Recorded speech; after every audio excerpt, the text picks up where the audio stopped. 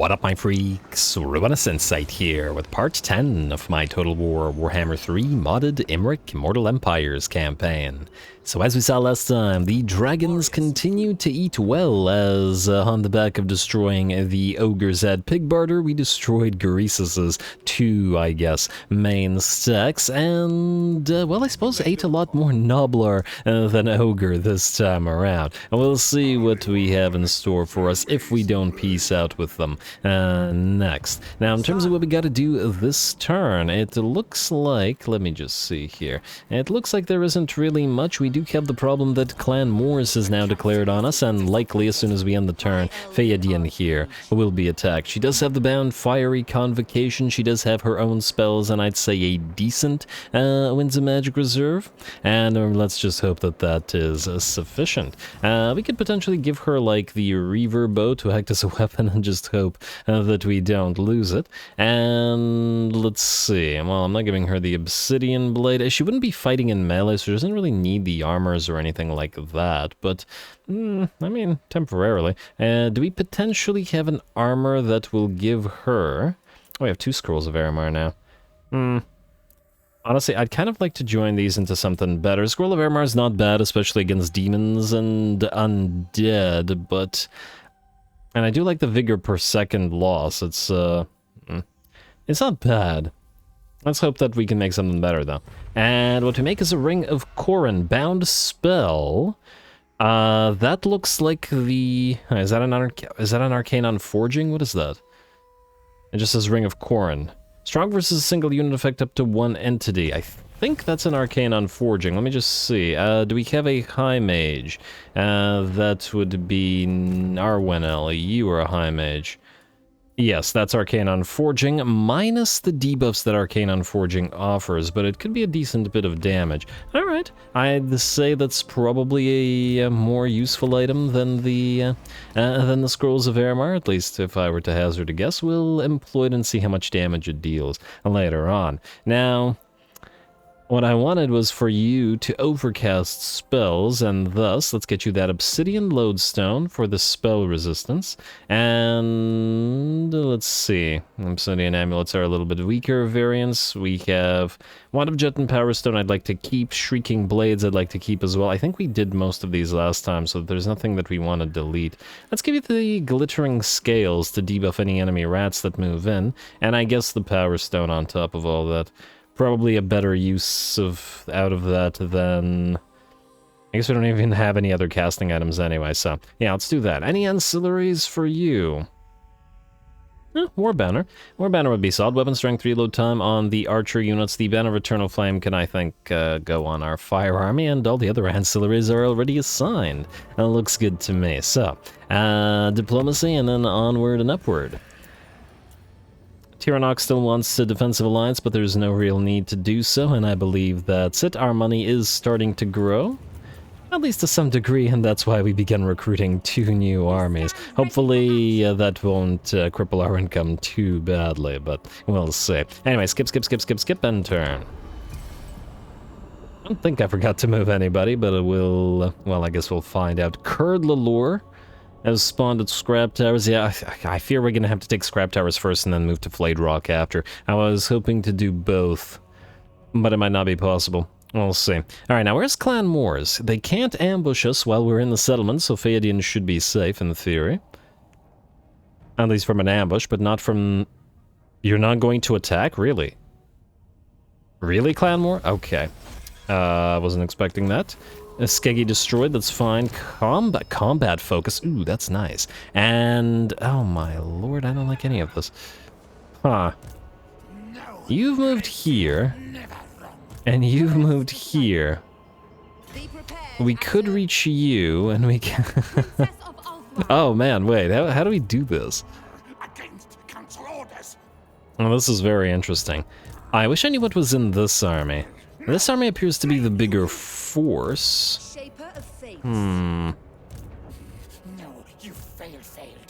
We wouldn't be able to reach Mount Silverspear, eh? Could Mount Greyhag fall to this? Yeah, easily. Easily. Mount Silverspear's defenses are actually fairly decent, all things considered. I think we have to go for Mika here. Which means, well, aside from the combat focus, which, ooh, wait, yeah, I got excited about that for a second and then promptly forgot. Now I just remembered it again. And this will mean, yes, rank 6 on the Silverin Guard as we recruit them. Very nice. Very nice indeed. Our Silverin Talon Arathon is going to be very happy about all of this. And feel free to name the Silverin Guard as well as the Eagle Claws, as everything in this army is not going to be replaced, as that will be Arathon's stack, his eagle-themed stack. Anyway, Magic in purest form. I guess we're going to just go directly for Mika here. We will move in march stance because we can't reach the army. He's gonna try to run, but hopefully not far enough away that it's an issue. Actually, would he run? I mean, it's Skaven slaves, but he does have some good stuff in there. Let's find out. Go like this. Hey, he's not gonna run. Alright, well it's decent. The problem is that they're in a pseudo-underway stance. And the problem with that is that there's not a lot of space to chase them around. Or to get around the Teethbreaker's rattling guns. Alright, well, we're gonna have to win it with spellwork. Oh, but we won't have much mana available to us because we attack with the Tilnai rather than Theoden. Ah, accidental genius from the AI. Go.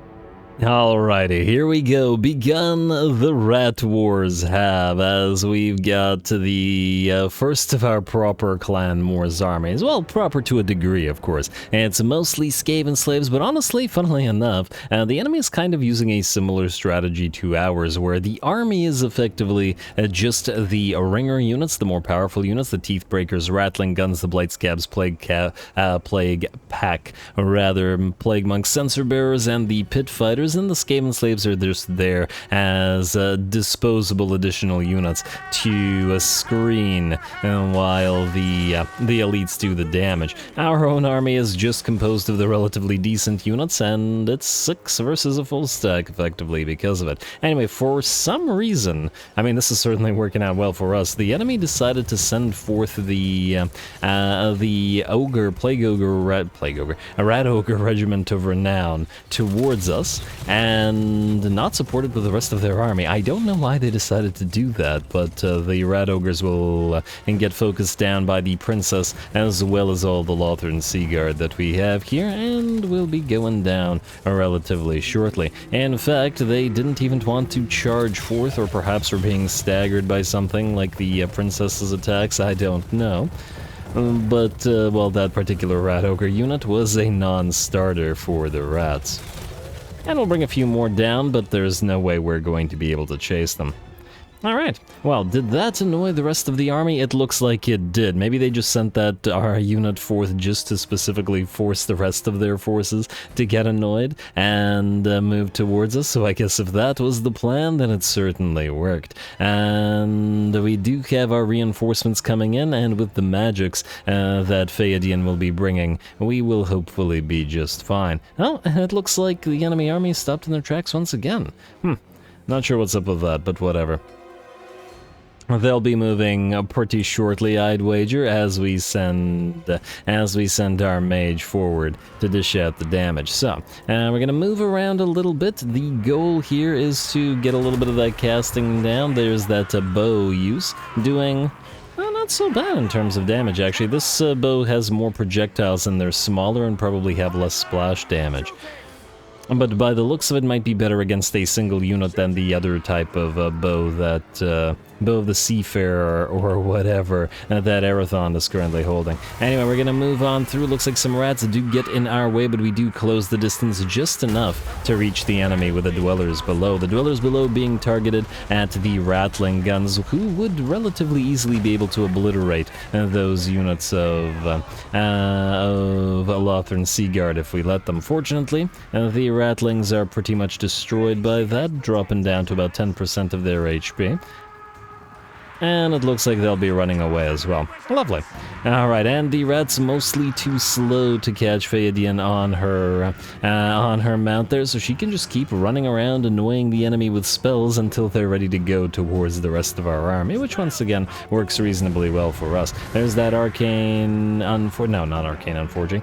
Fiery convocation moving through the lines of rats there, and bringing the kill total up to 654. Though granted, it almost feels wasteful to waste such a powerful spell on mere Skaven slaves, as it's not like they're a particularly threatening unit. But we've taken out the rat ogres and we've taken out the rattling guns, and the only real threat on the field that remains are the Plague Monk Censer Bearers, which most definitely are a threat, and the Grey Seer of Plague. Fortunately, though, I'd much rather face off against the Grey Seer of Plague than of a Ruin, as the Pestilent Breath is just not nearly as concerning to us as the Warp Lightning spam. Even though Pestilent Breath is also a nice spammable spell. Anyway, the enemy army moves towards us, and the Polite Scabs Plague Pack will lead. They would be able to rip apart our Lothern Seaguard in melee, so we're going to tell all of our range units to target them, and that includes both of the all three units of regular Lothern Seaguard, plus, when the enemy gets in range, our two new arrivals, the Regiments of Renown, the Storm Riders, and the Heralds of the Wind. Illyrian Reavers. Just gonna take a quick look at these Storm Riders, who do look pretty nice with their sort of blue-gray getup. And, funnily enough, the blue and red sort of color scheme on the Heralds of the Wind really reminds me strongly of Kislev and, well, I guess Clan Angrand as well. But, yeah, because there's a lot of blue and red in both of those. Either way, it looks like the Blight Scabs Plague Pack are having a pretty bad day, down to less than half of their units now and less than 20% of their HP. They might be able to reach us, but with few enough rats remaining to be a threat. That said, the rest of the Skaven slaves will be able to reach us, or some of them will be able to reach us, but by the looks of it, the numbers are so small it's really not going to be a problem. And now there's a little bit of a range shootout going on as the Gutter Runners, and oh, I didn't even realize there was a Gutter Runner unit. That is actually more of a threat than the Skaven slaves with slings. But both of them will book it on out of there as well. Alright, and the balance of power shifts to about 70%, maybe 65% in our favor. Still a lot of rats in the enemy army is milling around, though a lot of these units, the hurt ones at least, or ones that shattered, and due to our spell work, and simply returned to the fray afterwards. Here come a few more Skaven Slave Spear units. We're going to wait until they blob up, and then simply pop another one of those fiery convocations right through their lines. There we go, and bouncing it right back through them for a double hit, and destroying all three units of Skaven slaves, or at the very least, sending them scurrying. It looks like our Storm Riders run out of ammunition very, very quickly, as it's basically the start of the battle, which is a little bit concerning for their future. But fortunately, as the Regiment of Renown and as a shieldless unit of Lothern Seaguard, they're pretty solid in melee, so we can simply send them to fight in melee, while the rest of the regular Lothern Seaguard, who should have actually been firing longer than these guys, but I guess just have more ammunition. Oh, it's probably due to their veterancy, isn't it? I guess technically speaking, these guys, even though it says that they're super high veterancy, it's like a fake veterancy, because otherwise why would they have run out of ammunition earlier than the other guys did? But anyway, oh, actually, wait, there may be a reason. The Lothern Seaguard with shields should have a slower reload time, 10.8 seconds, versus the Storm Riders, which are unshielded and have 5-second reload time. Okay, well that explains that. And there we go, with that it looks like the enemy army is done. Just a small stack once again, or well actually it's a full stack effectively, but not a particularly threatening one. Let's say a little bit more spell work as another Dwellers Below takes care of another pile of rats, leaving them dead and dying in the field, and we will chase down the enemy lord, with the Illyrian Reavers doing fairly decently at targeting the specific unit. They've got armor-piercing, anti-large. Oh, their damage is actually pretty solid. Alright. generally a fairly decent regiment of renown by the looks of it, especially as far as skirmisher cav go for these guys. I've been really spoiled by having 2 regiments of renown in the, or 2 copies of all regiments of renown from the Kislev campaign, and it's honestly making me want multiple copies of regiments of renown for every single faction. And just because it feels like when you have 2 copies of the same regiment of renown, you can sort of build your armies around them a lot more than when you have just the one, you know what I mean? Maybe it's maybe it's a little OP, but if every single faction got it, why not? I suppose the AI would be able to spam it more, but, well, I guess that would also make the AI more powerful. Anyway, heroic victory for us. Sorry, Rattlings, but didn't work out today.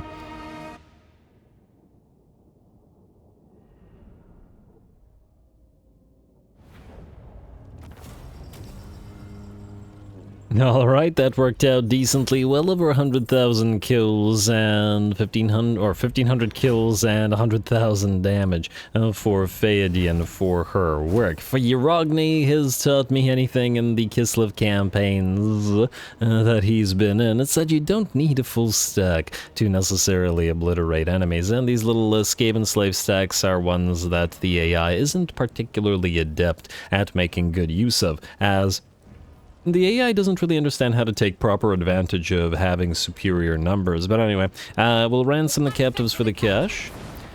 Then we'll try to chase this guy down. We sadly, by the looks of it, will not be able to return to the Desolate or to the Crookback Mountain. But what can you do? Wait. No! Blame you! This reduces a campaign movement. Yes, he'll definitely be able to reach Mount Silver Spear from there. I'd really prefer not to lose the place. A single Mage Lord should be able to hold the enemy off. Really, it'll be the Natty Bubo's sharpshooters, and that are going to be the issue here. But either way, that doesn't change the fact that we need to kill this guy off. So we'll do this.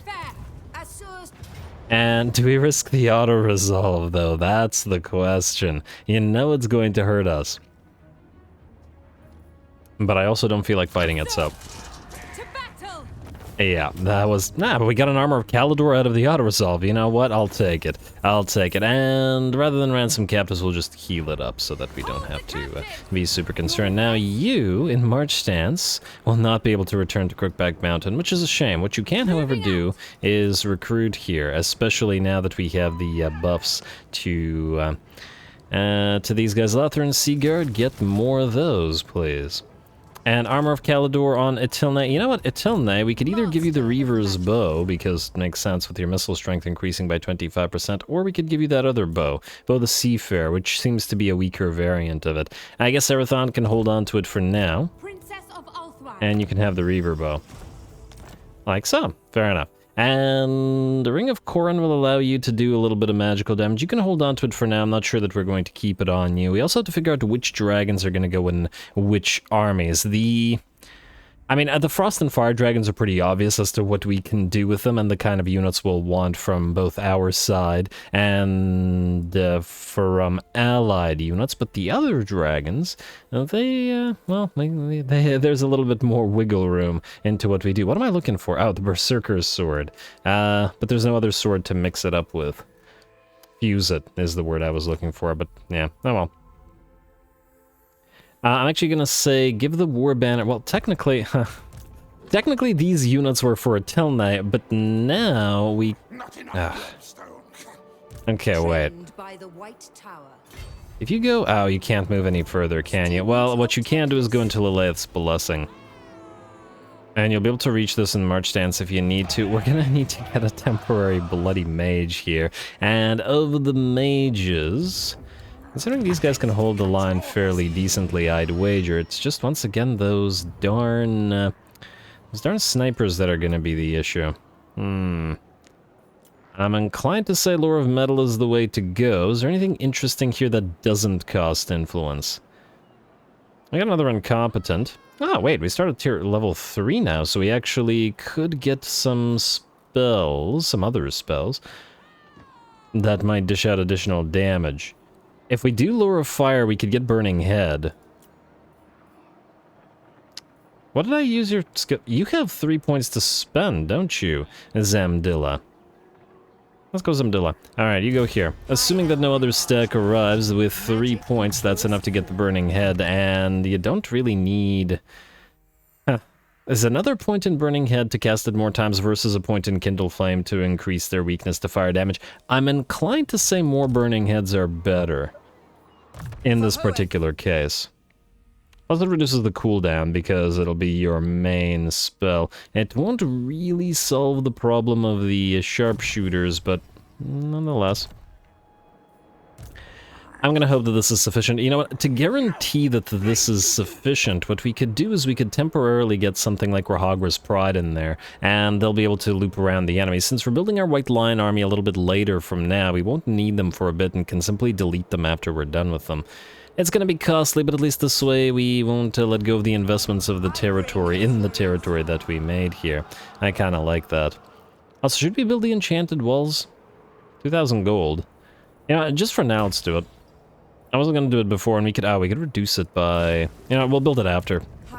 If these guys decide to attack Rockback Mountain, we'll just defend with the Lothran Sea Guard, so it's not a big deal either way. Hey, you, sir, Isle you are joining these armies, so continue onward over there. You, Architect Luaran, are supposed to hit the Dread Rock and reduce the construction costs there, perhaps? I guess we have no choice but to go for the plaza there. Not super expensive. Build it up. Yes, I know that we can rebuild Lost Splendor, but right now the only thing keeping us from going negative is the public order bonuses. Do you have any? Okay, you don't have any. Pharaon, lose the Bard. Wait. Not the Bard. That's the that gives casualty or punishment. The Vintner. One's on Erathond and one's on Fyron. Alright, you. Anything else? Minstrel gives control, yes. Anything else give control that we could use here? No, it doesn't look like it. Bards have to be used elsewhere because the casualty or punishment rate provided is more important. Now we could still be positive and save the money, so I guess we are going to go into rebuild Lost Splendor. But still build a plaza, because you can upgrade it to next turn, or upgrade it next turn anyway. You are going to go right here, Arwinel.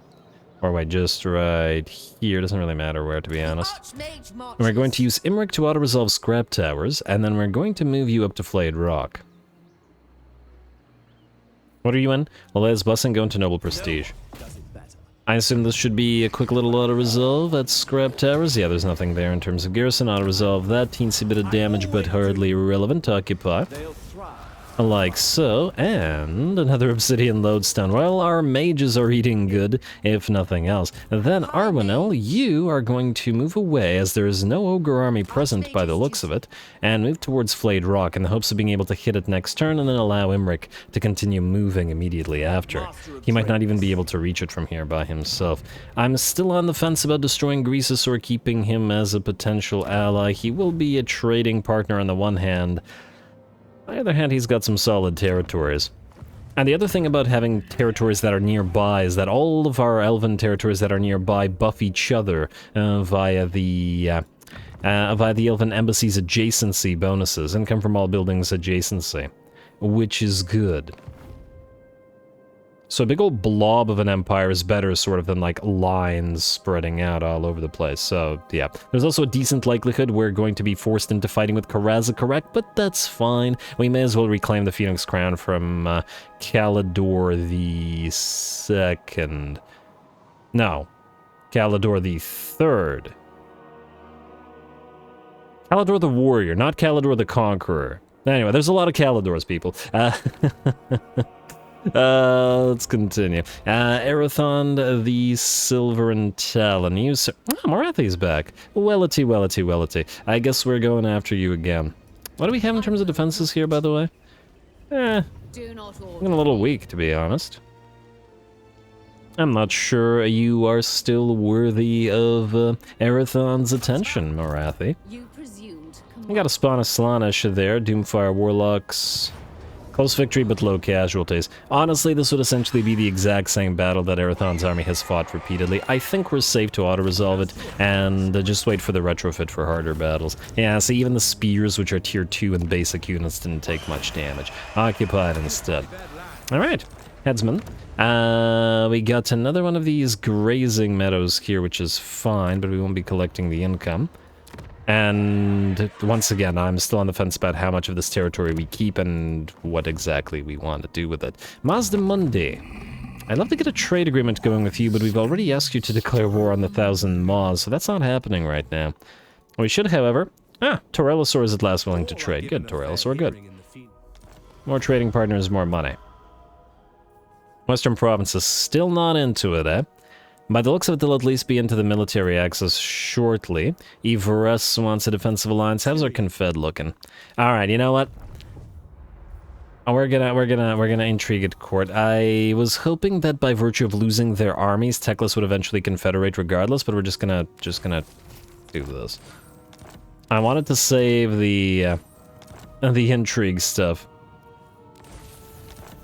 Get it over 100 at least. There we go. There goes a lot of our influence, but hopefully this will, over the next few turns, should he survive, allow us to confederate him. Because he really doesn't want to, and he's the most likely to die. Nagaroth might die as well, as it's also surrounded by enemies, but it at least has a fortress here, and Kotep is sort of accidentally protecting them, and kind of the Wood Elves are as well, so they might survive. Unless, wait, are they already dead?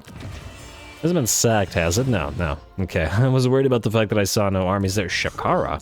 This is Kara on Kar. Yeah, what are you doing here? Why are you... What are you doing? Who are you at war with? You're at war with Nagaroth, but you're ignoring Nagaroth, and you're at war with the Heralds of Ariel, who you're also ignoring? I don't know where they're going. They better not be going for us.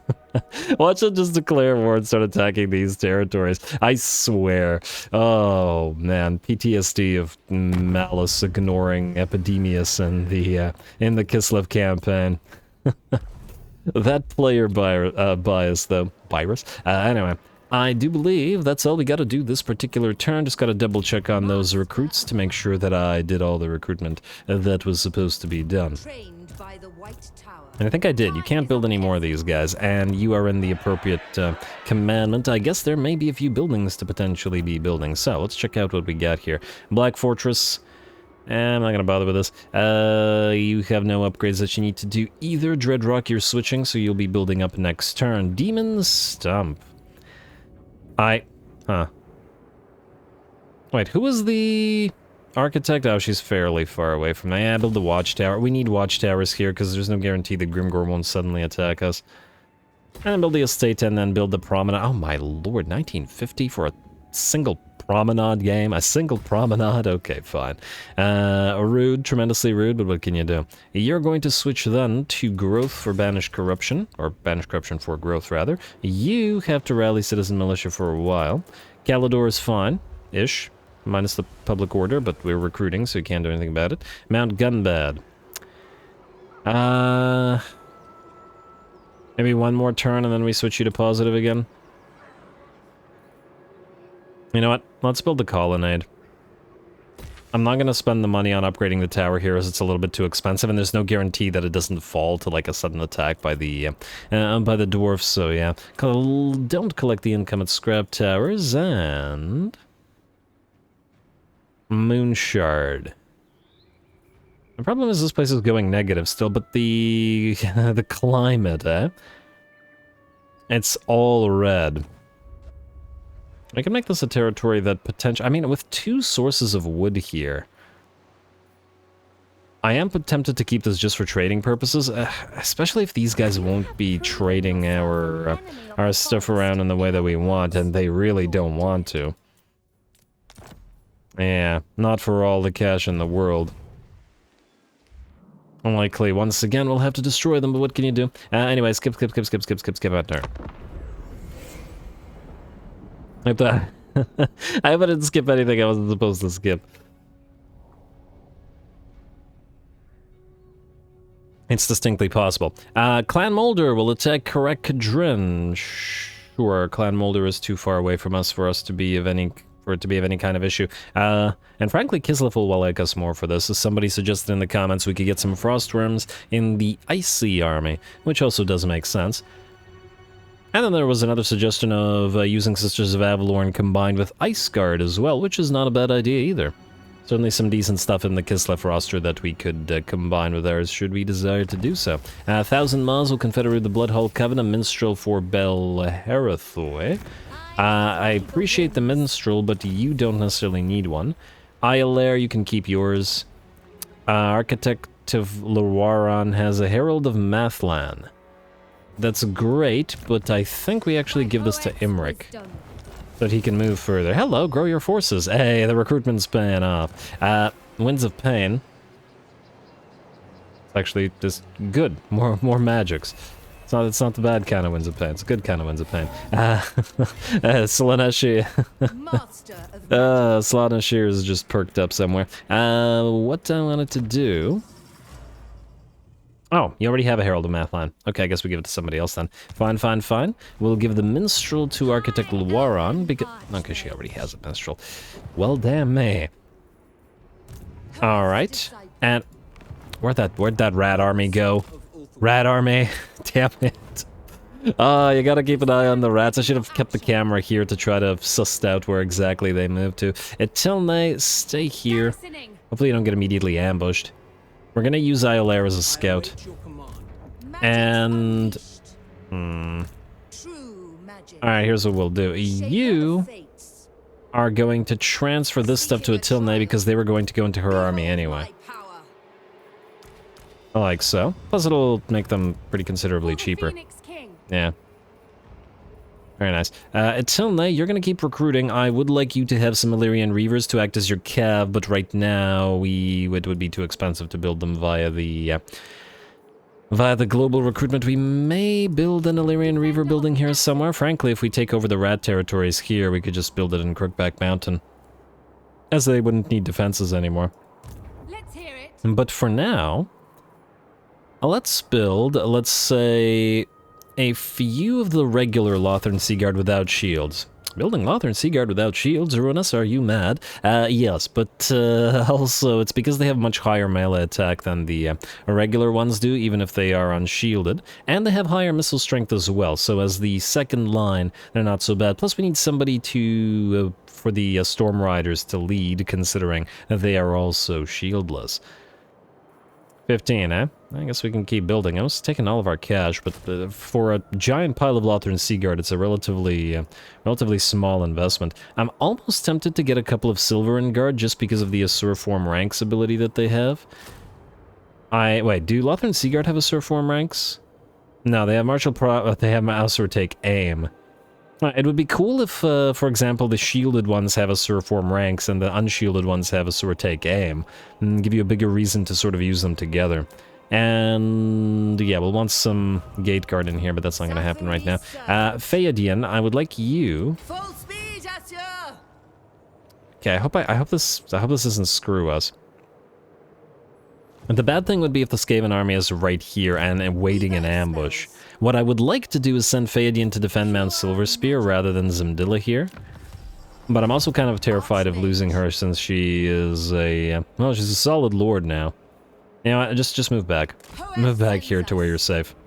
Even though you have the mighty spells. And hopefully Iolair will find that Skaven stack for us. Anyway, Imrik. You, my friend, are going to move to Fladerrock, like so.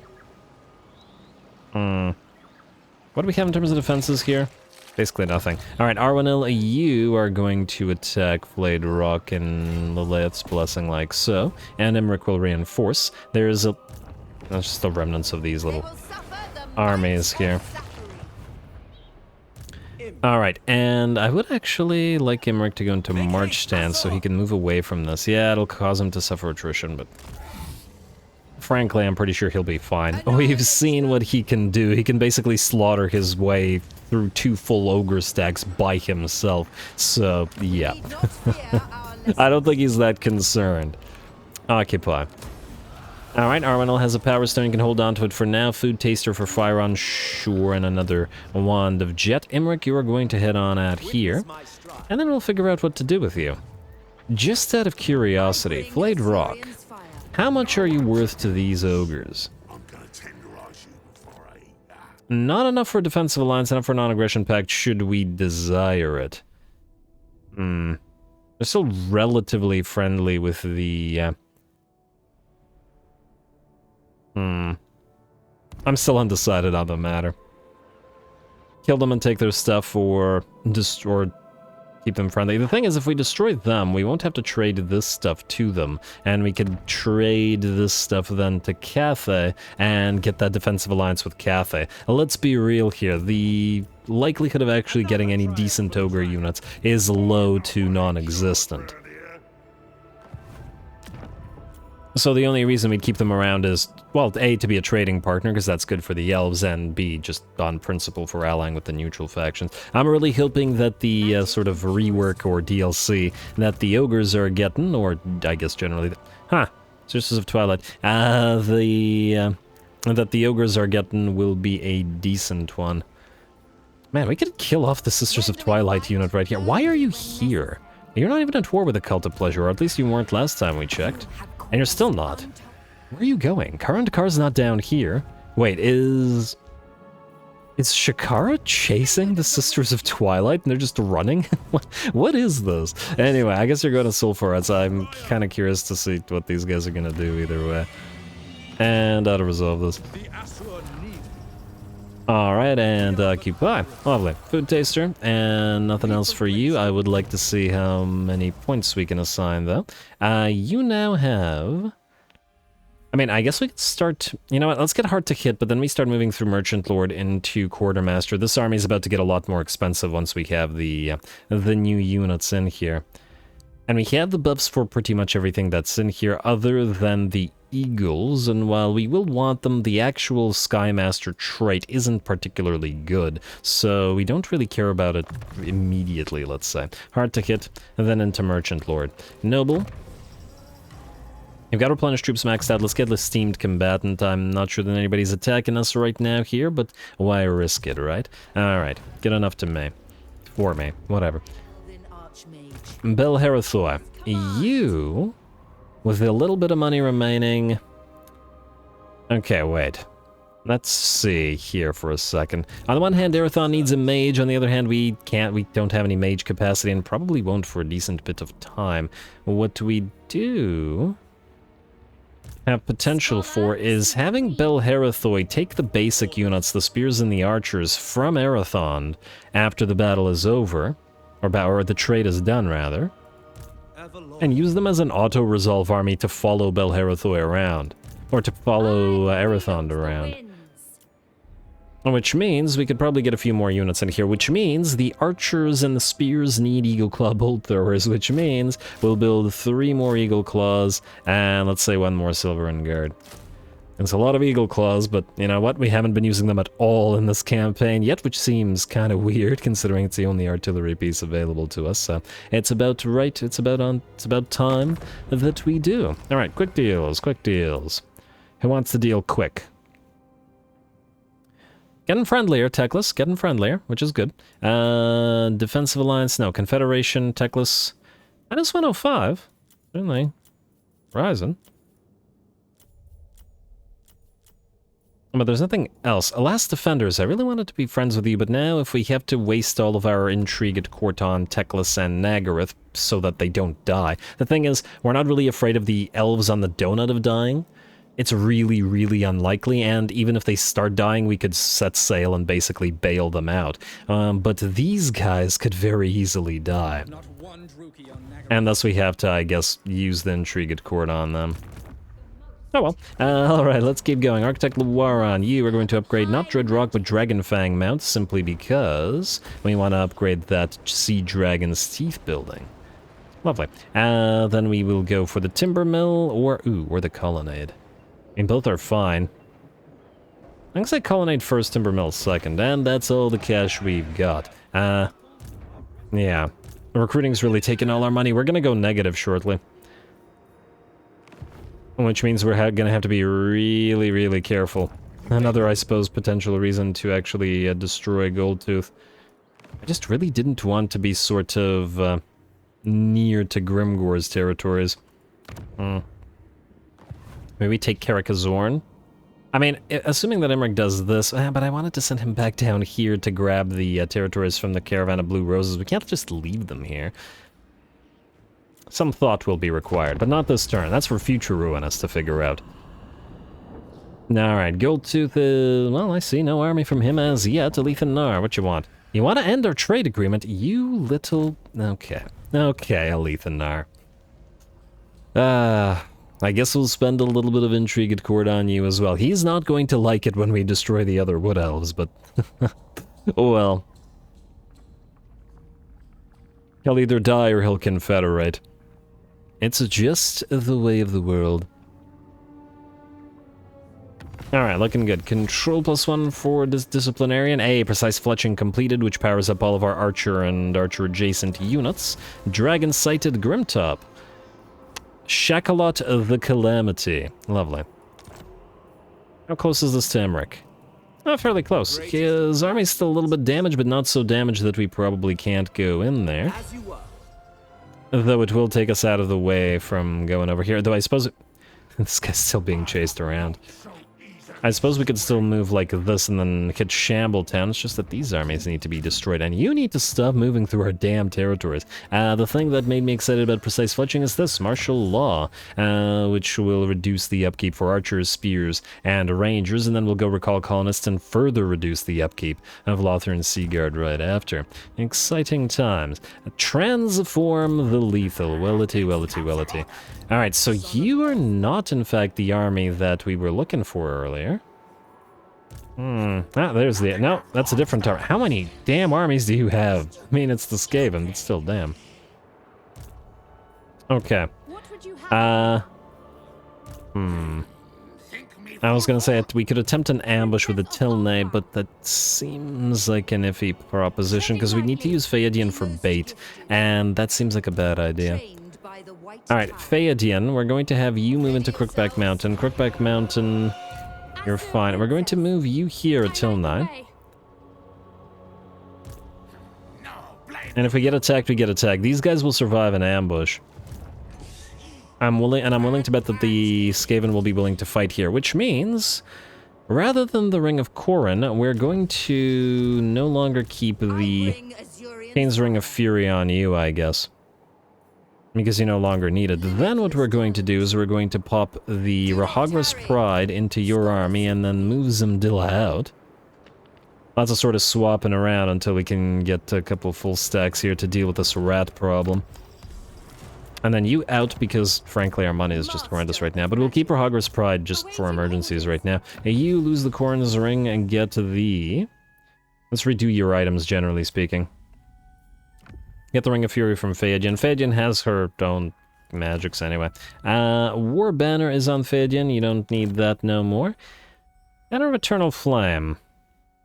Get fire-based units for all of the range units firing. Well, frankly, because of Kindle Flame, Imrik is probably better off using that right now. I'll give you a Razor Standard.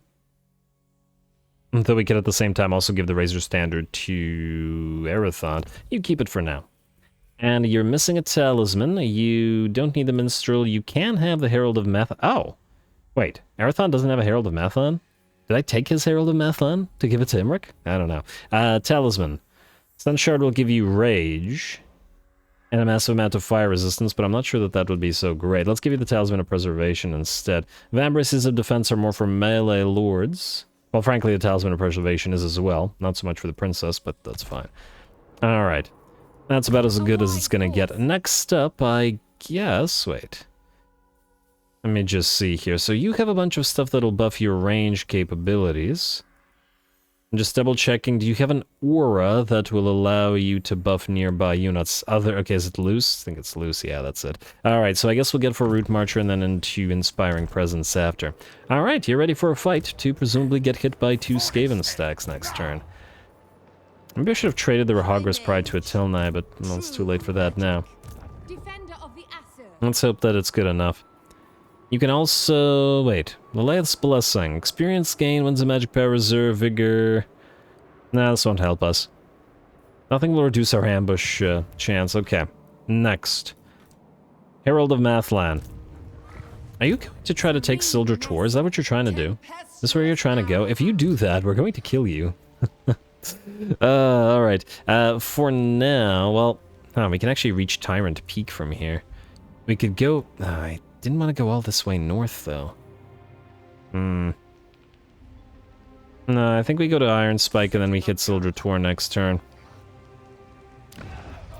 Tyrant Peak has some pretty solid defenses as well. Anyway, you, Herald of Mathlan, is the thing that I was concerned about. And there we go, and you don't need to redo your army. Also, this does work, so there's still Vanguard deployment potentially available to this army. Speaking of this army, you can set sail now. Assuming, yeah, Noctis is not going for us, which is just fine by me. You can go like so. It'd be nice if there was an island for you to grab, but that's fine. And you can land at Grey Rock Point and potentially reach the ancient city of Quintex together with Arathon at the same time and use the artillery to bring down their walls. Next up, Architect Luaran with the super limited amount of money we have. I'm honestly not even sure that we should build the timber mill. But we're not recruiting, so we may as well be upgrading. Arwenil. Tempted to get rid of the High Elven Archers, but frankly, sooner rather than later, Imrik will probably trade his stuff away. Alright, well, Imrik, you're going here.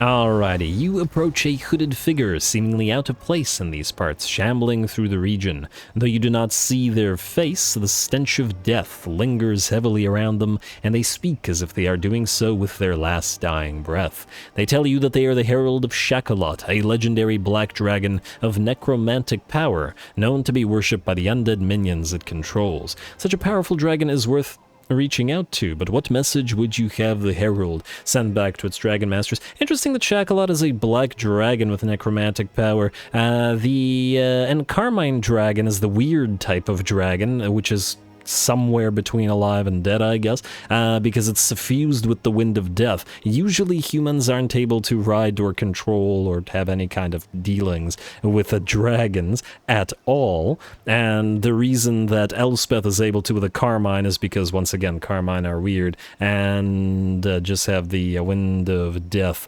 through them. I mean, Karl Franz is also kind of an exception because there is one Imperial dragon that acknowledges him and lets him ride it when the need is very great, but yeah, I'm just interested by the fact that they chose the Black Dragon for this particular case. Though, to be fair, this quest was made before they actually added in Carmine Dragons, so there is that to consider as well. And that's just humans, frankly, let's face it, even elves aren't acknowledged by dragons. In fact, there were only ever 2 elves that were acknowledged by dragons as their equals. The first, Caledor Dragon Tamer, who allowed the elves, or created the Dragon Song, which is the sort of like Vulcan mind meld thing that lets elves talk to the elves. And then the second son of Caledor the Conqueror, whose name was, wait, it was something like... I always forget this guy's name, but I remember Rivendell plus Imrik. Rivendell is Imladric, that was his name. Yes, real original, right? Yeah, Imladric was the other guy, and the dragons really loved him. But anyway, okay, that was a heck of a tangent today. What does this give to us? Ooh, campaign movement range after winning a battle? Oh, we gotta get that. Yeah, we should do this fight right now. I want the SHACKOLOT's intangibility. I like it very much. Immunity to attrition on armies faction wide. You know what? That would have been useful before, but not ever challenge will dragon go. Now, what does this give us? Blackened staff. Ooh, life leeching. Nice. More winds of magic reserves. And cooldown on miscast base chance. Just power up Michaela even further. Just have her lead her own army. Well, this looks like trash, but I'm willing to bet that there's a lot of better stuff moving in. So, I guess we're going for the next Dragon Quest. Well, let's do it. What do we have here? SHACKOLOT himself, some Medusae. Huh, Dark Elves again. Interesting. Okay, Dark Elves will just work with anybody, apparently. And this guy even has some stuff that we might potentially be able to steal. Let's do it.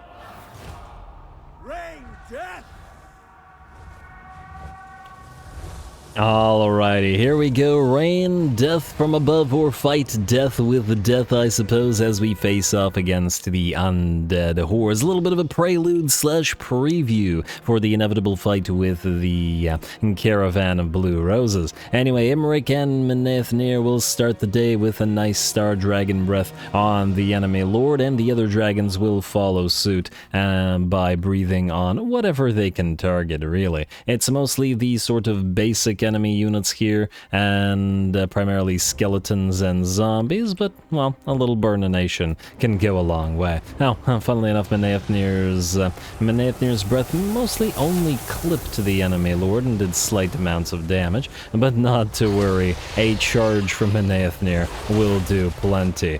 Oh my lord, look at his HP, the single bounding charge taking him down to effectively 30% HP, that's freaking disgusting. That is absolutely disgusting. Well done, Imrik. Anyway, we land upon the enemy blob now. We know that reinforcements are coming, so we're going to keep the fragile elements of our army safe. Frankly, if we could get a few more dragon princes in the... okay, down goes the enemy lord.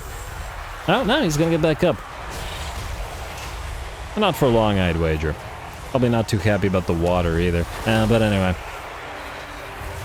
I forgot what I was saying. Once we get a few more units in this army, we can sort of separate them. Imrik can use dragons and dragon princes to carry the day. He doesn't necessarily need a full stack, and we can sort of slowly build up a full stack over time. Although I guess the additional units in his army does make auto-resolving easier. There is that to consider, and we do auto-resolve periodically against units. Anyway, the piles of zombies and skeletons are having a pretty bad time against the dragons, though we are getting some great shots of the dragons doing their thing. Unlike when we were fighting the ogres, where we were in essentially a blob, a dragon blender, as it were. Now this is a little bit more spread out, so it's looking real nice.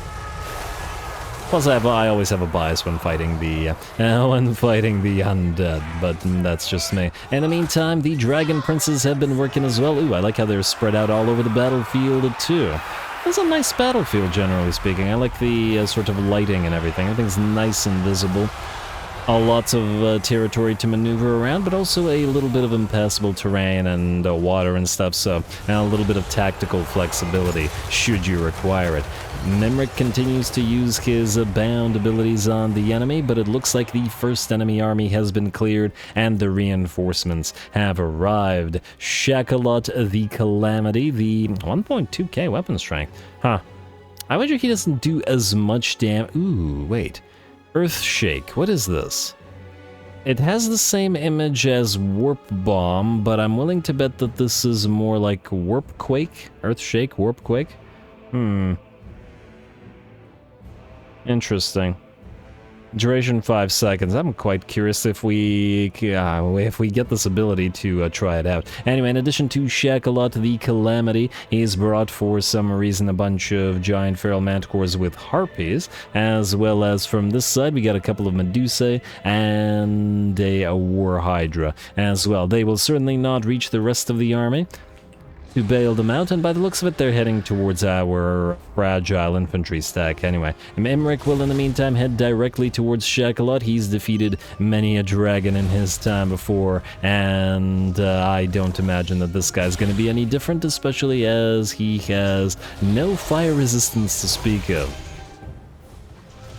And has already lost about a third of his HP. Out here we're heading towards the Harpies, gonna try to get a few dragon breaths, but it's relatively hard to hit the moving target. Ooh, that was a nice shot though, from Slayer. Very nice. A few of the Harpies will touch down, but the Manticores rather will get distracted by the dragons and probably ripped out of the sky with pretty decent ease, while our dragon princes charge into the back of those fragile Harpies and pretty much obliterate them.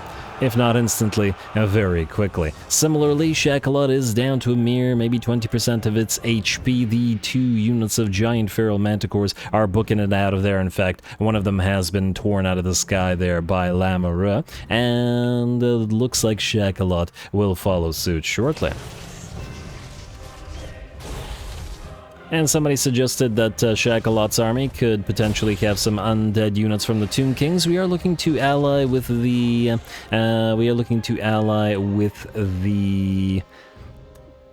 Court of Libaras and Katep's factions, so yeah, we could maybe get some Necro-Sphinxes, or maybe some of the ranged units.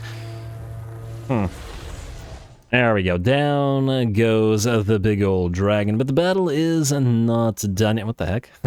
I got kind of frozen in the air for a second. Yeah.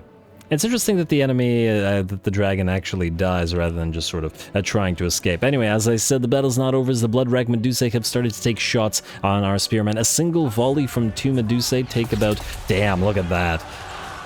That is a scary volley from those railgun-like attacks that they use, though fortunately, it looks like the first of the Medusa have been sent packing, and the second one is getting focused down by all of our archers. Our noble's going to book it forward toward it with 140 speed, okay. I was wondering how he closed that so fast. And it looks like the enemy War Hydra has arrived as well.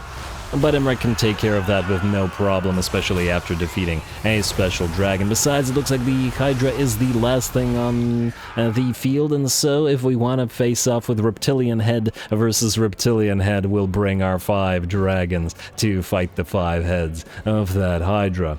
And just ignore the Dragon Princes, I guess. Man, I'd like to get a few Hydras in a few of our own armies, too. Basically anything lizard. Hydras, salamanders. That'd be nice. I just doubt that we can get a Dark Elven ally, but oh well.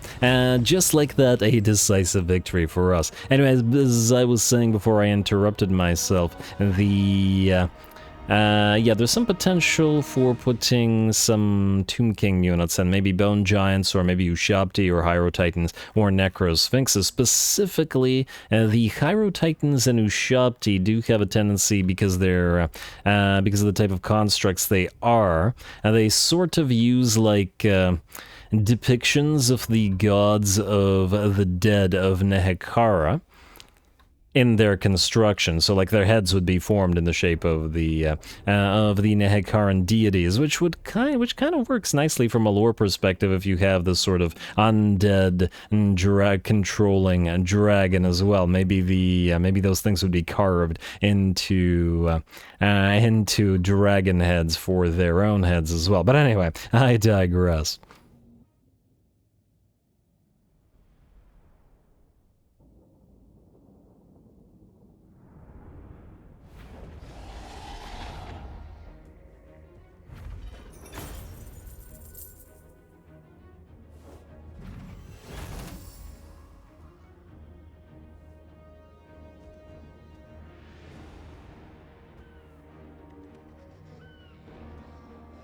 Alrighty, there we go. Decent little fight, but certainly easier than the fight against the fire dragons, as the enemy did not have all that massive fire resistance that they did there. A little bit of cash and reward potentially, or we could heal up and then that'll allow us to probably auto-resolve the next little fight, and I feel like that's probably the better option here. In terms of damage, it looks like at 30k the Fireborn did fantastic. Frankly, the Scales of War did nearly as well as well. The Dragons looks like Solaire winning again, beating the 2 special dragons this time around. Imrik at 47k, beating everybody else but Michaela, but that's, well, that's not surprising either.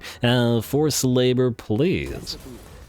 Alright, and yet another dragon defeated. We get immunity to psychology.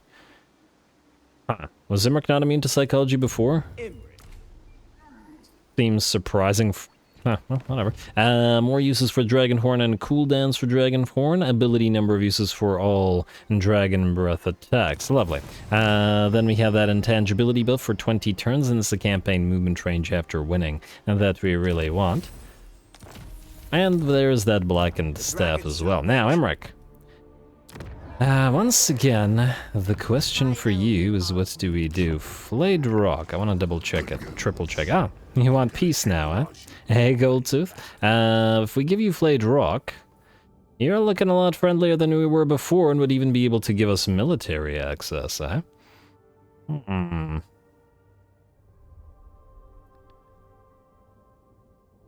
The only thing I don't like is that he doesn't like, or is that he likes rather, Grimgore.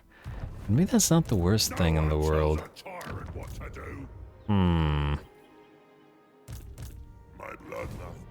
This would allow us, if we peace out with him now, we would have the potential of not getting bogged down fighting him. Granted, it wouldn't take too long since all these territories are close by, but going like this would quickly allow us to reposition Imrik to start attacking the Moors territories, which would be great.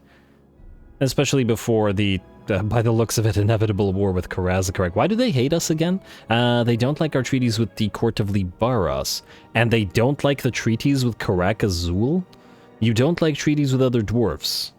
Okay. They're fine with the treaties with Karak Kadrin. Kadrin's still reasonably liking us. Not as much as I'd like, maybe, but,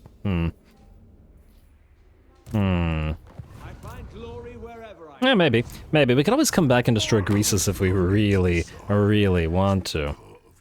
I mean, really, really want to. Yeah, alright. Let us trade you Flayed Rock for non-aggression pact.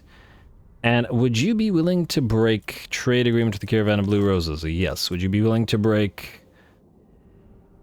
well, I don't really care about the Thunder Guts thing, because, well, we're gonna kill them on the way back anyway. What's about... Wait, are you trading with Grim... Oh, wait, no, Greenskins can't trade. Non-aggression pact with Grimgore. Willing to trade it, eh? I wish... So, last time we found that these weren't bugged, because for some things he is willing to break, and then other things he's not willing to break. I don't know. What about military access? Grimgore Zard Boys, still 7.9. What about Caravan of Blue Roses? Ah, see, 5.1. It's not bugged. It's just that some he's willing to do and some he's not willing to do.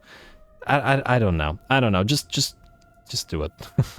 We're giving you a settlement and we're letting you live. I think it's a decent trade, or we're letting you live for now, as long as they're able to keep their house in order. If we have to come back here and do it for them, then we'll kill them all and then take the mountains for ourselves. Frankly, it's tempting enough as it is. Yes, do this and break all those disagreements. This puts you up to a plus 40, which is pretty solid. Alright, plus, and these guys should be happy about this, yes? Yeah, the two are liking each other. This will at least keep the Cathians somewhat happy, and since we can now trespass in your territory, we maybe we'll be able to hit Shambletown. Huh, it's just as quick to go this way. And this way we would have Arwenal with us. Behold my courage. And maybe might be able to catch these things. Alright, fine. Go down this way. And then Arwenal, you can sort of stay nearby. Kind of tempted to delete these High Elven archers because they're costing us money per turn that we perhaps would want to spend elsewhere. It's just that once we trade these things, we could then have a near full stack to sort of auto-resolve garbage settlements so that Imrik doesn't have to waste his time. He's a busy elf. But I'll think about it. Anyway, let's see. Architect, you don't need to move. We need to keep an eye on these guys, and I am excited to end the turn and see whether these guys get attacked, as I'm willing to bet they will. We could give them another ringer unit, but frankly, since we're negative right now, I think we're just going to have to make do without. Desolation of Asgore. Mount Greyhag is ready for an upgrade. We could swap you to rebuild Lost Splendor. Though I didn't want to potentially build a few more Lothar and Seaguard. They're just so cheap in this army. At least until we can replace them with the... with more Illyrian Reavers. Let's get one more regular one, let's get two more of this variant. And that's basically all of our cash. And then we're at 19 out of 21 space for Iolair. Now, just to double check, we need tier 4 to increase our capacity? Yeah, so mages, regular mages, not even lore masters, but mages don't increase capacity at all until you get tier 4. We don't have a single tier 4 settlement, so it's turn 56, and despite the fact that we're going all in on growth everywhere, it's literally impossible to do anything about it. At least to get more mages. This is the... whatever the opposite of a benefit is. Disadvantage, that's sort of the word. The disadvantage of not using archmages as heroes, because then you get easy access to a mage. But lots of our lords are not archmages. Now, do we need to switch anything? You are fine as you are. You are Rebuild Lost Splendor, and... actually, you can switch to Tribute to the Phoenix King. At least for a few turns. Wolflands? You are going to switch to Tribute to the or Rebuild Lost Splendor so that we can upgrade the Demon Stump's defenses and the tower here at the Gates of Jar. Workback is fine, or at the very least we're recruiting for now, so we're not going to touch it. Vol's Anvil is no longer recruiting and can freely switch back to bonus. You, unfortunately, have to keep making us money. We have no choice in the matter. At least not right now. And I believe we're good. At least by the looks of it. Scrap towers will trade you. Oh, you know what we should do? We should build a cheap militia camp here. Well, cheap.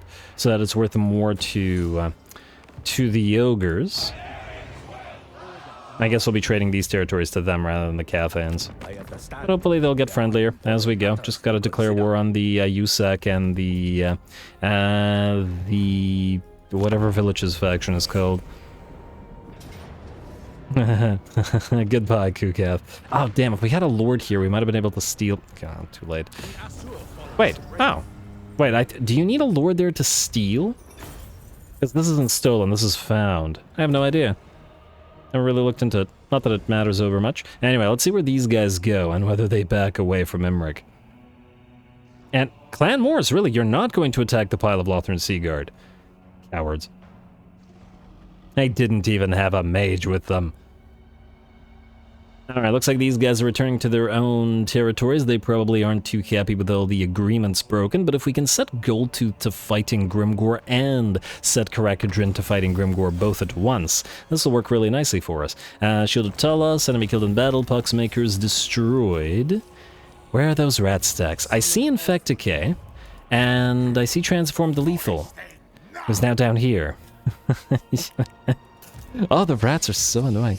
Well, that was always going to be the case. And they're just ignoring Sumpit to go after us, eh? But that's... that was out. Right, short victory because we defeated Kugath. What does short victory do for us? Hero capacity +1 for all heroes. Yes, we have the ability to build mages, or at the very least we have the ability to build one mage here. What we don't have the ability to do is build them back here until we get a tower up and running. Because we don't have the ability to get mages recruited there. Which is a shame, and I still have no idea what the hell the Sisters of Twilight are doing. Oh, really? You can't reach Soldier Tor? I should have marched standstill forward. My bad, Arathond. I screwed that up. I guess you're raiding for a turn then, sir. Wait, no you're not, because High Elves don't have a raiding stance. Alright. Oh. Shipwreck, eh? It would take time out of your... But it could be something good, and it could be money. Damn it! All right, let's hope it's something. Let's hope this isn't a waste of our time. Come on! Explore the island. Auto-resolve. Minimal damage. Take the cash because we need it rather than the healing because we're going to our territory anyway. Come on, materials. Let's see. Nope, it's nothing. It's just money. Not that I'm complaining about that, but you know. There are better things. Money and stuff together. Anyway, I guess, yeah, just stay right here. Stay right here, sir. Go into Noble Prestige, and then hit Soldier Tor next turn, then meet up in the turn after that and hit the ancient city of Quintex. Marathi definitely on the way out. I'm so disappointed in the rats for not attacking us, though. Bayajin, you could defend this place on your own, I think. We will start moving you here at Tilnai. What are the defenses like in Ashridge Mountains? I mean, they're decent. I want you to get as close to them as we can. I don't know whether you'll try to ambush us while in march stance, but considering you're mostly Skaven slaves, even then I think you'll fail. Oh, damn, I moved too far away from the Ashridge. Well, that's a shame. You know what? I think since we can only build a mage here, we'll build the mage for these guys. The question is, what type? What type of mage would work nicely with the Lothern Seaguard? We do have the Hand of Glory available from the lore, from the High Magic lore.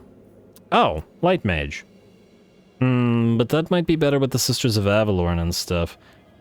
Maybe. I suppose we could always transfer them out. Oh, also, let's check Teclis.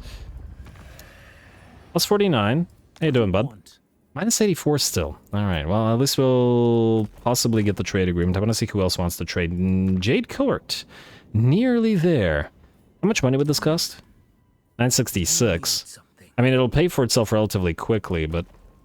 What don't you like? Strategic threat, eh? At least the trade agreement would make us friendlier. And since it'll pay for itself, I guess we'll do it. But I'm not happy about it. Wait, actually, out of curiosity... I'm intrigued at court. Jade Court. Established trade. No, it's still 250. I figured that it might... Yeah, it might change. I guess we still have to keep buttering up tech lists. Actually, speaking of tech lists, while we're in this particular screen, if I can find... Order of Lore Masters. It's still at 15, okay. Now we're going to 105. It's not so bad. We'll keep rising as it is for now. We could do... Wait. No, not this. Back to Intrigued Court. Let's double check the Jade Court again. And, ooh, 34 to improve relations? No, thank you. I guess we're just gonna do the trade. Do it. We did get the money out of the island, after all. And Order of Lore Masters now no longer want to trade nearly as much, but we'll keep an eye on them. Nagaroth still alive and have taken a settlement. Oh, well, good for them, I guess. Alrighty, and we're negative in money, but that was to be expected. Next up, we go here in March stance, it's fine. And hello, wait. Imrik, switch to regular stance. Can't reach this thing, can you? No, you can't. Armanel, can you? No, you can't. Imrik, your magic is full. So stand March stance. And go right here.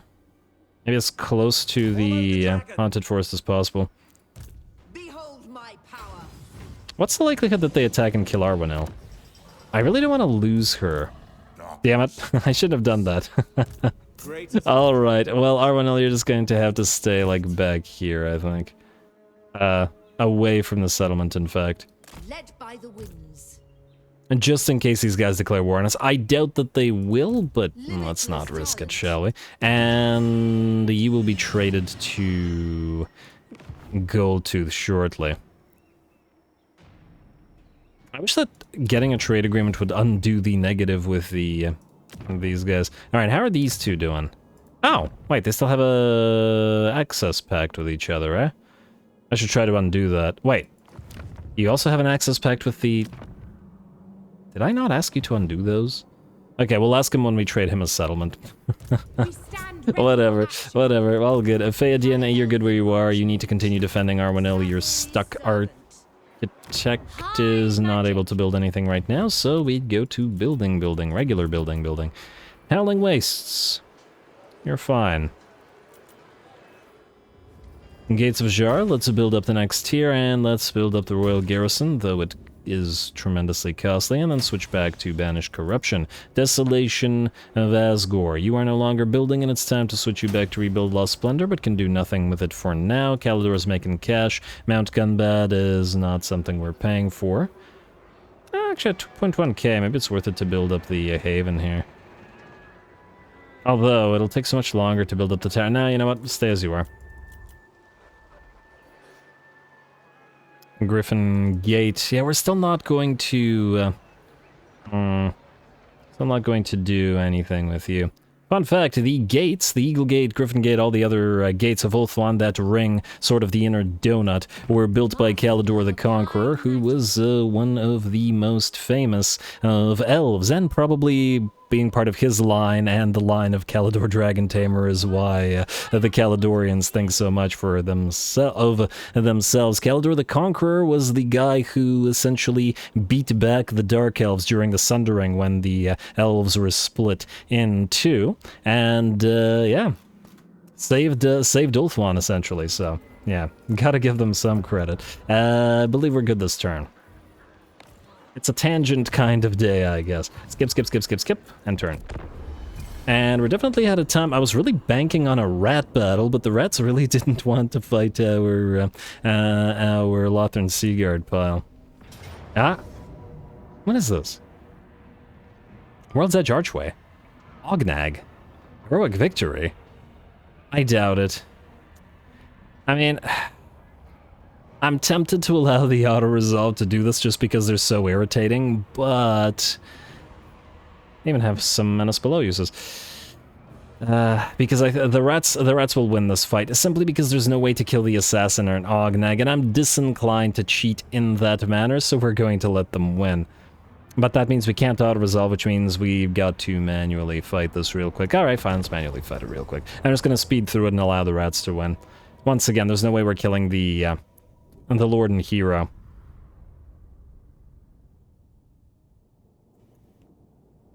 Either the Warlord or the Assassin alone would be too much trouble. The actual ratlings themselves aren't really of issue, but the rest are. How we're going to deploy this is we need to not be fired upon by those damn Giselles.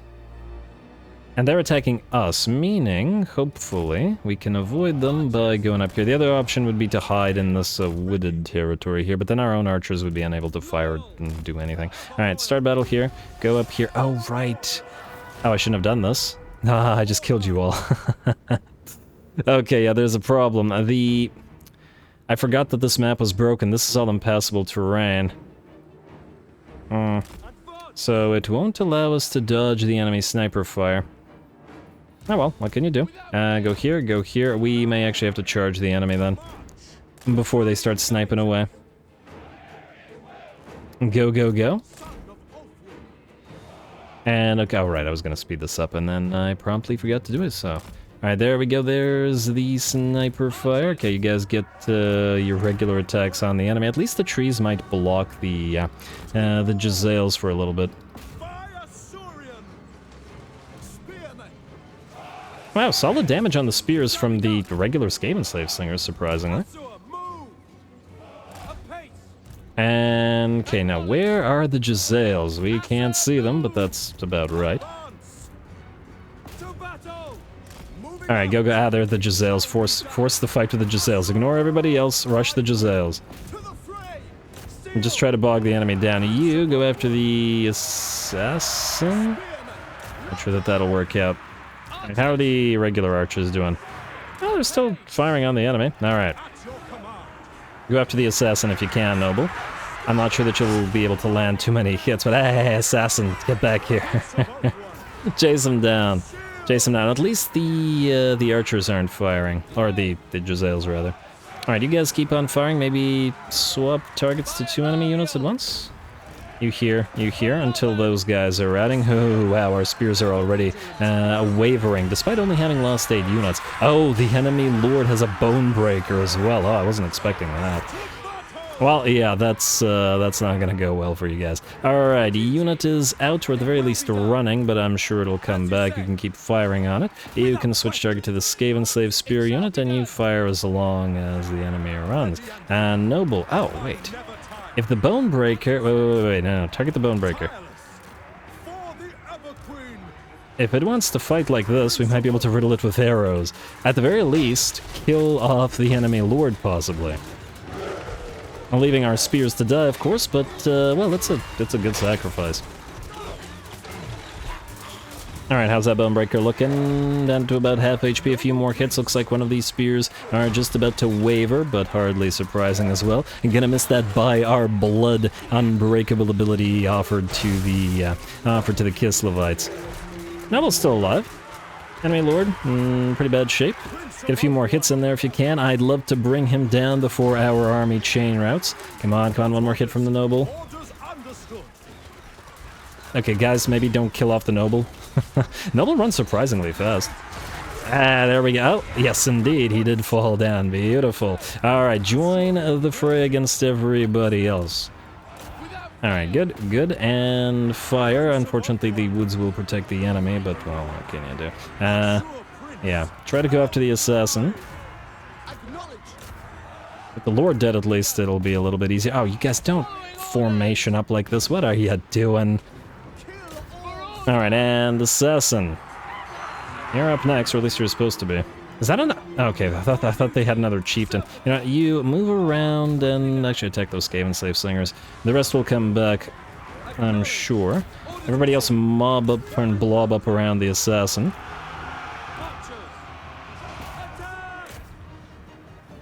And, okay, that unit's coming back, no doubt. Okay, you turn off skirmish mode, you're kind of irritating me now. And switch targets to this, you switch target to that unit that's returning, rallying, whatever. The assassin is attempting to book it on out of there, but stay around him. Switch to the Giselles afterwards, as needed. One of the units, you need to go after the clan rats here, while the... as in, the spears will need to go after the clan rats, and then you shoot them in the back, while the rest of you run after the assassin. Sadly, I think the assassin's going to come back, and there isn't much we can do about it until it does. Just gotta make sure that we don't let the Giselles open up a sort of a line. Our archers are firing into the back. Don't get so close, you bloody idiots. Oh, don't let the Giselle open up any distance. Oh, that's not good. Come on, come on. Yeah, they're rallying. And you need to chase them. Ignore the rest of these units. And then you can strike at the assassin, but just make sure that the Giselles don't fire. Alright, how are these guys doing? Doing okay.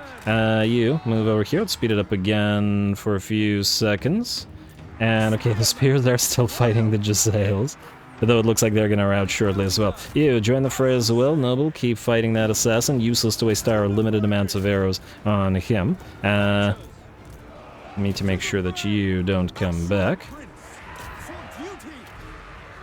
Oh, is that a rear charge from the assassin? Come on, Noble, just get a few more hits in him, please. Alright, the spears are routing now. Archers are still alive. They're still able to melee, and frankly, they should still be able to defeat some basic Skaven slaves in melee. I just really would like this assassin to die, if nothing else, so that the hero isn't available to the AI anymore. And okay, there's the chain route from the enemy by the looks of it, but we still can't get that damn assassin. Try to speed it up and then maybe get a few volleys into him. I guess I should have auto-resolved after all, which would have... well, it would have killed off this army, which is good, but I would have felt like I was cheating nonetheless, so I didn't do it. Okay, yeah, that assassin's gonna survive, there's no way. Assassins are just very, very difficult to pin down, which is hardly surprising. Alright, the fact that the enemy didn't take this territory is pleasantly surprising, however, and a couple more volleys, one more at least into that natty Bebo's Warplug Giselles. Come on, come on, come on, one more. Ah, just as they ran off. Alright, well, good enough. End battle. Silly little fight, but once again, the AI is very bad at making good use of superior numbers. The reason that the Skaven are such a threat in the, sort of on the overworld map is because they have so many armies. In which we've been dealing with ourselves, and they could just keep pumping out full stacks full of Skaven slaves for as long as they want, especially with the without the supply line thing in SFO, which means that, well, until we start to reconquering or conquering generally their territories, we're going to be meeting more of them. And sadly, we no longer have the cash to build up any more new armies. We got barely any healing for this. And but I feel like ransom... well, I guess we could take the money from ransom captives, but I feel like the influence wouldn't work. You know what, just in case they re-attack us, forced labor. And they're going to move this way. Here's to see where they're going to run afterwards. And I still have no idea what the Sisters of Twilight are doing. They probably themselves don't know what they're doing. What are you doing? I was just talking about you not knowing what the heck you were doing. Enemy killed in battle. Imrik got the plague. Oh, damn. Enemy spent so long avoiding it. Which plague is it? Oh, you gotta be kidding me. It's a movement reduction plague? That's a bit of a shame. But oh well. Arwenil. Okay, how far can you move? Not far enough. Okay, so what we need to do here is kill Gorsty Boy. Master of Drakes. Gorsty. We're going to activate... ooh, now that's a question. He'll probably run, right? Meaning we should attack Knobbly Gorge. The thing is, Gorsty will then survive, but that's fine. And this guy's still... okay, you can't take the Fortress of Vorag, there's no way. The defenses in this particular territory are great. Standing by. This army's back. Elven Archmage. Phaedian. It might try to go to Mount Silverspear. We can reach it from here, though, so that's not the end of the world. And this guy's got damn, a new Master Assassin. And they might try to re-attack us there again. Unless we build a Lord to help us deal with them. Anyway, I'd like a fight. So we're going to do two things. The first is we're going to trade scrap towers to the ogres. Yes. Scrap towers to you for 32. We're going to... wait. Were they willing to trade, just generally speaking? No, not yet. I also think the Order of Lore Masters just lost an army, but, well, that's their problem. Alright, back to this. So, ogres. Scrap towers. You can have this. We will take your military access. Oh, I thought I did that, and I apparently forgot while I was, trading them for other things. Military access trade agreement. We will also ask you to break your military... Huh? I thought you had this with the orcs. Oh, maybe it's a permanent one, as in you can't do anything about it. Do that with a caravan. Oh, you won't be willing to. Yeah, see, it's not bugged, it's fine. What about Thunderguts? Yeah, no, not willing. What about non-aggression pacts? Just the western provinces. What about trade agreements? Thunderguts? How much? What was the cost of this? I'd rather have the money, to be honest. I'll take the money. That's what they call me.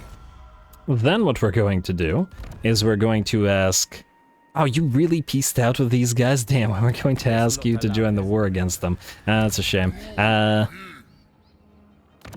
are you at war with? You are at war with the Golden Order, who we don't have discovered. Ah, freaking... Okay. So, then the way we need to do this is this. No, that won't work. Damn. Wait. Okay, the Golden Order is a lie, but I wanted to try to get the defensive alliance with these guys, but it probably won't work for this. Yeah, it won't work. It would have if we could have joined a war against Helm and Gorse. What are the northern provinces? They're in more trouble. But still not in trouble enough to join the war, unfortunately. Alright, well then, if that won't work, then we'll just straight up declare war without asking anybody. All good. To Nobly Gorge we shall go in, I guess, Noble Prestige stance. Do we need to level for this? Frankly, it's a pile of basic undead, so I doubt it. Declare war. And just enough time for one more quick fight. Actually, we don't really have time for one more quick fight, but I was banking on a big rat battle, so let's get a big undead battle instead. Yeah, like 2.5 stacks. Go.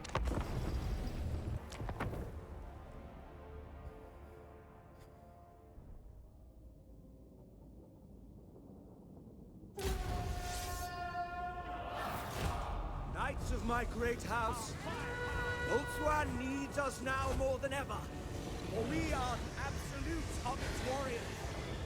It is time for Caledor to rise once again. Alrighty, here we go. I am most definitely going to enjoy this. I so love fighting the Vampire Council, the hordes of shambling dead and massive piles of skeletons and zombies. It's always such a great time. Anyway, as usual, we're going to surge forth and start the battle off with as many dragon breaths as we possibly can. Unlike the previous battle, the battle against SHACKOLOT the dragon, these stacks of undead have a few more elite units in the form of various graveguards. So we're going to target the Great Sword Graveguard first as much as we can, followed by the Sword and Board Graveguard, and then of course the skeletons afterwards. This also looks like a prime battle for the Dragon Princes to do a ton of work. They're going to charge right through that unit of Graveguard, who cannot stop them, and then surge right back in. These guys have 144 speed currently, at the very least, while the Gordonar buff lasts. That gives us 20% extra speed faction-wide, and we damn well should make good use of it. We've had some fantastic cavalry charges lately on this channel in various campaigns. Well, okay, obviously in the Bretonia campaign, it's a very cavalry-heavy campaign, so it was bound to have a ton of great charges. Then this charge of the Winged Hussars in the Kislev campaign, pretty darn fantastic as well. And in the Elspeth campaign, the all-cavalry army did plenty of massive charges as well, of course, but that's hardly surprising there as well. And especially with the Knights of the Black Rose being fairly central to that campaign. Anyway, while the Dragon Princes ride around causing absolute havoc in the enemy lines, the Dragons are doing the same thing, just out of curiosity. Fireborn have 52 kills but 16k damage, a minute and 48 seconds in. And the other unit is, let's see, Scales of War. Oh, that was the Scales of War. Fireborn have 78 and 26k. And they are still completely unstoppable as they just charge on through the enemy ranks. Because the enemy's formations have been very much disrupted by fire breaths and by charges, they can't get sort of close enough or blobbed up enough into enough mass where they can actually stop our riders, which is working out quite swell. Same thing probably goes for the dragons as the zombies attempt to mob them, but will probably fail to do so as they just don't have the damage, even under Helm and Gorst. Speaking of Gorsty, we've got him on the field now as the reinforcements have arrived, and Imrik will peel away to start the battle against Gorst's reinforcements while we continue the fight out here with our Dragon Princes and our other dragons. Keep on charging, getting lots of air on the Graveguard and skeletons and zombies. This guy went flying quite far in particular. And the dragons continue disrupting the enemy as well, charging on through, using their mass and completely screwing with the enemy. Gonna get a burning head moving through the enemy lines. I sort of forewent casting too many spells in this particular battle from Michaela, while she would be very easily able to clear just massive hordes of the dead. It was just too fun to watch the Dragon Prince's maneuver. Imrik has arrived and is gonna get a nice Star Dragon breath through the enemy mobs here, and it looks like it's mostly zombies and skeletons. We've got a couple of units of Black Knights here as well, but not as many Graveguard present in Gorst's main force as there were there. And Imrik will land right in the midst of all that, just to do a little bit of damage to the Black Knights, maybe hold the enemy back a little bit, and before charging on towards Gorst. I'm going to activate that bound piercing bolts of burning as we clear the way around Gorsty. Kill off a few more of those Black Knights and whatever Imrik can reach, while the enemy blob continues to surge forth towards our main stack, who, by the looks of it, will actually get some work done today. Out here, the Dragon Princes continue to do work themselves, 280 kills and 208, 36k damage and 66k damage on the Fireborn. Very nice. It looks like they're actually pretty handily out-killing the dragons, with the exception of... Okay, well, Michaela's gonna... yeah. Even not casting too much, that does make sense. Anyway, the Black Knights are moving forward. We're gonna try to pincushion them a little bit as they do, but I fear that they will be able to reach our lines. Fortunately, though, the spears have held against worse.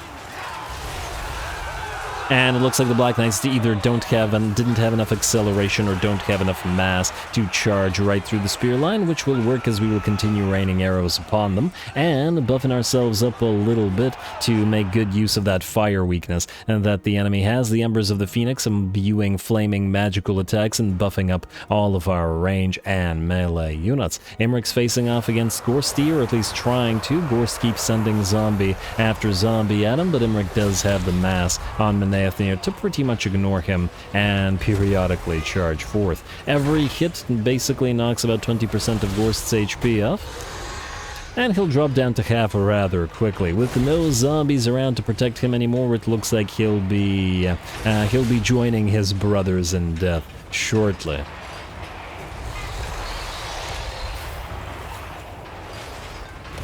We should make him pull the cart. Anyway, down goes Gorsty. A few more zombies will be summoned and or spawn as he does, but that's alright. Michaela has joined the fray out here to cast a few spells and help out the main line, while back here the undead hordes are still, well, maybe not holding, but the dregs are still animated, let's say. Dragon princes just running around, riding down as many of the skeletons and zombies as they can, but it looks like with Gorst fallen and all of the enemy lords off the field, the enemy armies are ready to chain rout, and the battle is just about ours. Let's double check on that. Ooh, Scales of War, 401 kills, 59k damage, 481 and 91k damage on the Fireborn, and still rising. And by the looks of it, they're liable to break 100k. Damn nice time for them.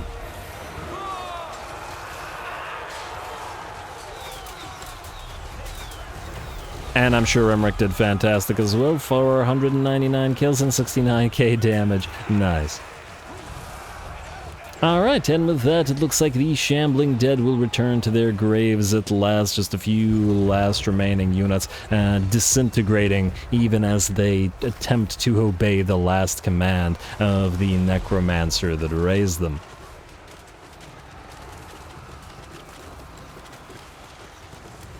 Oh, I love those fire arrows from the Talons of Caledor. But we don't have more units that are able to drop those to combine a sort of fire arrow army. It's almost surprising, considering, like, in the historical titles, how you could have fire arrows if you should choose on certain units. As ammunition, generally speaking. And there we go. The last of the enemy zombies and skeletons will fall, and the battle will be ours. This single battle will break the Caravan of Blue Roses as a faction, as I don't think they will be able to recover from this. On the bright side, Gorst has a very strong buff that will be very nice for Imrik going forward. Defeat trait, I mean, by buff.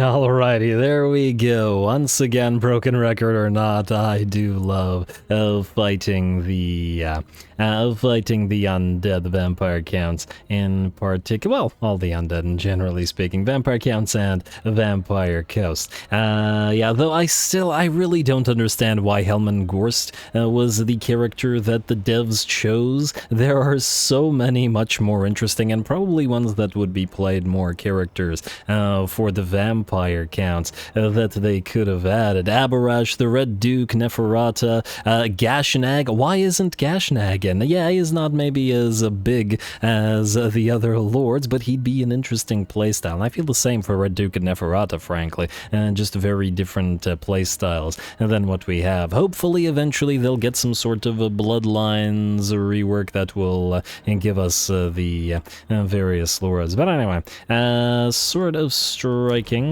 Good. Wow, that was a lot of kills for the Dragon Princess. I should have checked their damage, but I'm sure it was quite a lot. We will sack it, because that'll allow us to maintain movement. And we can always have Arwenel take it. Speaking of Arwenel, she's too far to reach this, right? Ah, damn, I was hoping to give the defeat rate. The casualty punishment rate plus 15 is actually pretty massive on Gorsty. I mean, I guess we could keep him alive, and... If we don't take Knobbly Gorge right now, Gorsty will run away. This will allow Arwenel to close here and then lead the attack on the Haunted Forest, getting her this massive buff. I'm so glad that they removed the poison attacks thing, because it overwrote other stuff, and, well, Imrik needs what he currently has. So yeah, Imrik, you're going to go right here. Wait. March chance is less? No, it's more. Alright, Imrik, you're going to go right... Yeah, you're going to go right here. Close as we can to the Haunted Forest. I'm just going to hope that you can reach it. Or wherever Gorsty goes, then that's where we'll go anyway. And then Imrik, you're going to go right beside Arwenel. She'll really love that defeat trait for the Phoenixes and the Fire Dragon and Michaela and etc. once we split them off into a separate army. Frankly, if we really wanted to, we could do it right now. As Imrik losing out on 2 of the Sun Dragons plus Michaela would make it a lot more difficult for him to fight. And we could sort of move half stacks around. You know what, I'll consider it. It would also allow us to level up Arwenel. Frankly, if I had done that, then we probably could have conquered the ogres really quickly instead of bothering to keep them alive. But once again, if we can force them into a war with the with Grimgor, that'll be just fine. Yeah. Anyway, I think, folks, with that, we are out of time. In fact, I know we're out of time because we are very much out of time. So I'm going to call the episode here. Next time, we continue dealing with the rat problem while we finish up with the Caravan of Blue Roses and then start moving our way back here to deal with Queek. He's been an annoyance for, what, 2 turns now? And that's far, far too long. In addition to that, Belharathoi will land and give the extra troops to Arathon. We'll take the ancient city of Quintex and hopefully wipe Morathi off the map in a relatively short order. And as long as we maintain friendly relations with Mazda Mundi, we should also have him essentially guard our southern borders, which will be nice for us as well. Anyway, more Imrik to come, so stay tuned. Don't forget to leave those likes and comments below, especially the threshold. I think I forgot to say the threshold stuff this episode, but whatever. 400 likes, 50 comments, all glory to the algorithm, hour long, and thanks for watching.